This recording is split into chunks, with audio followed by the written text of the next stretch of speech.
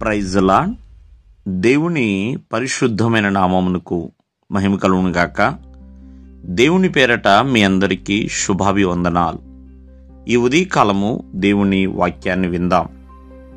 యోబు గ్రంథము 4వ అధ్యాయము 7వ వచనము.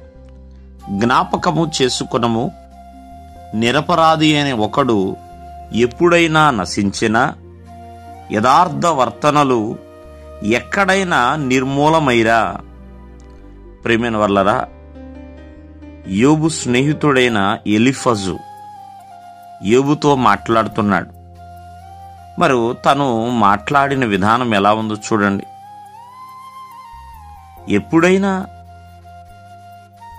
నిరపరాధులు నశించారా, యథార్థవంతులు ఎక్కడైనా నిర్మూలమయ్యారా అని మరి మాట్లాడుతున్న విధానం ఒకసారి మనం ఆలోచన చేస్తే నిజమేనండి.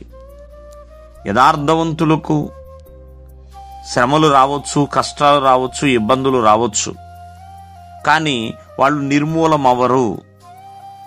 నిరపరాధులు అన్యాయమైన తీర్పులు పొందొచ్చు, ఎంతగానో ఇబ్బంది పడవచ్చేమో, కానీ నశించిపోరు. నిజమే, యేసుక్రీస్తు వారు నిరపరాధి, ఏ అపరాధము చేయని వాడండి.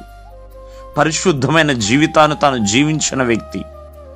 మరి అతను అన్యాయమైన తీర్పుకి గురై ఉన్నాడు యేసుక్రీస్తు వారు. కానీ ఎక్కడా కూడా ప్రేమైన వర్లరా నశించిపోలేదు.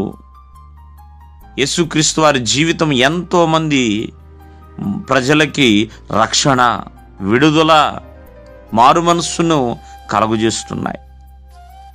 యథార్థవంతులు ఎప్పుడు కూడా నిర్మూలమవరు. యథార్థవంతుడిగా జీవించిన యోసేపు తన జీవితంలో ఎన్నో ఆశీర్వాదాలు చూచి ఉన్నాడు. అందుకనే తేమానీయుడైన ఎలీఫజు యోబుతో, తన స్నేహితుడైన యోబుతో ఇలాగ మాట్లాడుతున్నాడు. యోబు, జ్ఞాపకము చేసుకో, నిరపరాధి అయిన ఎవరైనా నశిస్తారా, యథార్థవంతులు ఎప్పుడైనా ఎక్కడైనా నిర్మూలమయ్యారా అన్నట్లుగా.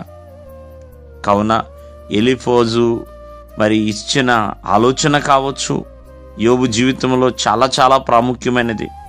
ఎందుకంటే ఎలీఫజుకు తెలుసు యోబు నిరపరాధి అని. ఎలీఫజుకు తెలుసు యోబు యథార్థవంతుడని. చూడండి, తన స్నేహితుడు ఎదుట యోబు ఏ రీతిగా నడుచుకున్నాడు. కావున ఈ ఉదయకాలం ముందు జ్ఞాపకం చేసుకోండి.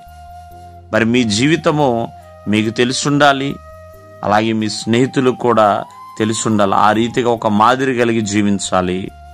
మాదిరి అయిన మరి యోబుగా ఇక్కడ మనం చూస్తున్నాం. దేవుడు మిమ్మల్ని ఆశీర్వదించును గాక. ఆమేన్.